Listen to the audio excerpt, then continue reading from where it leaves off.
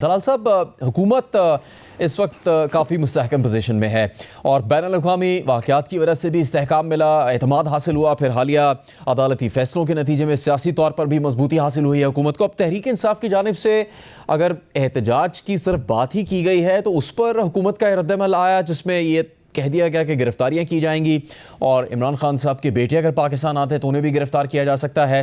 साथ ही ये शिकायत इमरान खान साहब की साबिक अहलिया ने भी की कि उनके बेटों को उनके वालिद से बात करने की इजाज़त नहीं दी जाती। हकीकत में ऐसा ही है कि उनको बात करने की इजाज़त नहीं है? बिस्मिल्लाहिर्रहमानिर्रहीम। सबसे पहली तो बात यह है, कल मीडिया ने मेरे से ये पूछा था, मैंने इस पर कहा था कि हुकूमत पाकिस्तान और इंटीरियर मिनिस्ट्री किसी भी किस्म के कानूनी एहतजाज को पूरी प्रोटेक्शन देगी और कोई 100 बार करे और बार बार करे, उसमें कोई हर्ज नहीं। मगर कानून से हटकर अगर कोई चढ़ाई, बगावत या कोई फतह करने इस्लामाबाद की नीयत से आएगा तो उसके साथ 26 नवंबर से भी ज़्यादा सख्ती से पेश आएंगे।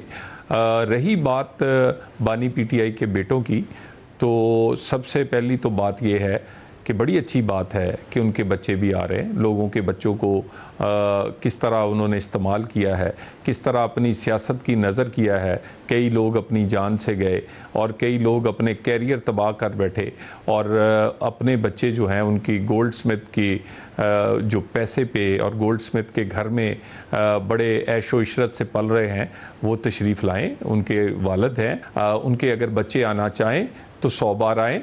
कानूनी तौर पे कानून के अंदर रहते हुए वो जो भी करेंगे, पाकिस्तान में जो भी आदमी कानून के अंदर रहकर करेगा, हुकूमत पाकिस्तान उसे सपोर्ट करती है। वो बिज़नेस करें, विज़िट करें, एजुकेशन, हेल्थ, किसी भी किस्म की वो अगर आते हैं वीज़े पे तो कानून के अंदर रहकर वो अपना जो चाहें कर सकते हैं। दलाल चौधरी साहब, अब आपकी जमात के रहनुमा जब जेल में कैद रहे तो मुस्लिम लीग नून आज तक उन वाक़यात को दोहराती है कि किस तरह मुस्लिम लीग नून के रहनुमाओं को ख़ानदान के अफराद से बात करने की इजाज़त नहीं थी। तो आप अगर ख़ुद इस चीज़ के मुतासिर रहे हैं, आपकी जमात के रहनुमा, तो फिर आप किसी दूसरे सियासी रहनुमा पर उनके ख़ानदान से या उनके ख़ानदान के दीगर अफराद से जो पाकिस्तान में नहीं है बातचीत करने पर पाबंदी कैसे लगा सकते हैं? यही मैंने आपसे पूछा भी, क्या उनके बेटों को इजाज़त नहीं है फ़ोन पर बात करने की अपने वालिद से? देखिए, फ़ोन पे बात करने के लिए एक जेल मैनुअल में पूरा तरीक़ाकार दिया है और अदालती हुक्म पर भी कई दफ़ा उनके बच्चों से बानी पीटीआई की बात होती है और इसमें बहुत सारी रिस्ट्रिक्शंस भी हैं जेल मैनुअल में कि किस तरह और किस तरीके से वो बात कर सकते हैं। इसका कंपैरिजन आप नवाज़ शरीफ से नहीं कर सकते, वो 22 मिनट की स्टोरी से नहीं करते कि जब उनकी अहलिया जो थी वो ज़िंदगी और मौत के दरमियान मौत व हयात की कश्मकश में थी और 3 दफ़ा के साबिक़ वज़ीर आज़म ने कहा कि वो बात कर लें उनसे, तो उन्होंने कहा आपके 22 मिनट जो हैं वो पूरे हो चुके हैं। तो हम ऐसा गैर इंसानी सलूक का सोच भी नहीं सकते। हमारी तरफ से कानून के अंदर रहते हुए जितनी दफ़ा मर्ज़ी बात करें, वो ख़ुद पाकिस्तान तशरीफ़ नहीं लाए और अब उन्हें आने की क्यों महसूस हुआ?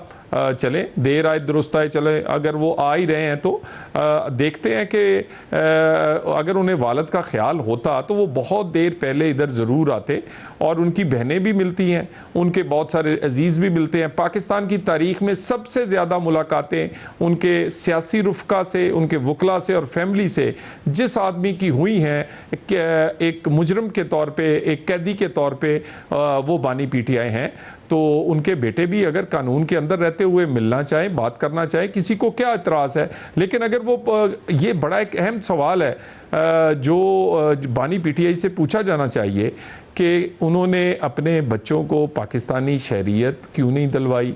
क्या पाकिस्तान की वज़ीर आज़म बनना, इसमें सियासत करना बहुत आपको अच्छा लगता है और आप अपने बच्चों को पाकिस्तान में रहना और पाकिस्तान के शहरी बनाना भी पसंद नहीं करते?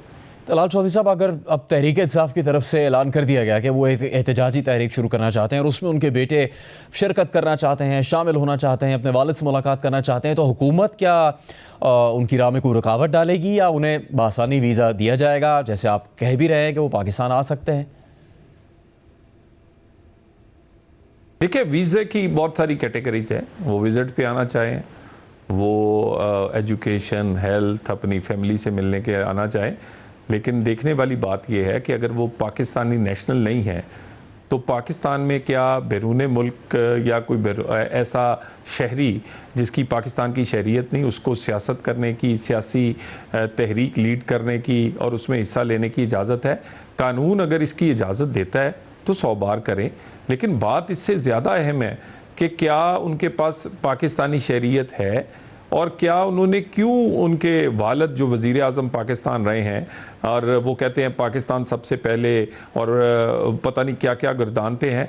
असल में ये सारी की सारा जो मसला है, आप देखिए ये गोल्ड स्मिथ जो हैं वो क्योंकि उन्हीं के पैसे पे पीटीआई भी चलती है, तो क्या ऐसे लोग आके पाकिस्तान में सियासत करेंगे या ऐसे लोग आके वो पाकिस्तान में कोई ऐसा प्रोग्राम बनाते हैं कि कोई इंतशार का? बात यह है, सियासत की इजाज़त है, इंतशार की नहीं। सियासत एहतजाज की इजाज़त है, मगर एहतजाज की आड़ में किसी भी बगावत की और किसी भी इस तरह के काम की इजाज़त नहीं दी जाएगी जिससे यहाँ कारोबारी हुकूमत हो या आम आदमी की ज़िंदगी इफेक्ट हो।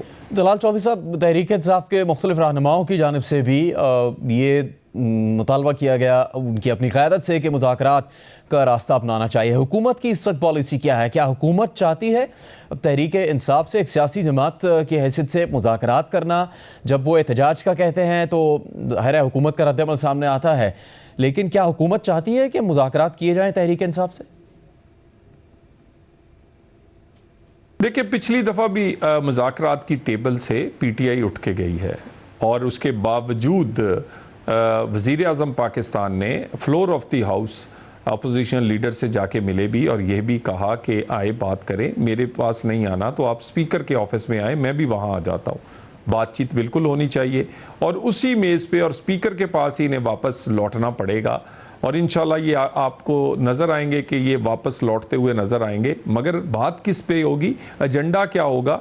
एजेंडा एनआरओ नहीं होगा, एजेंडा किसी की सज़ाओं की माफ़ी नहीं होगा।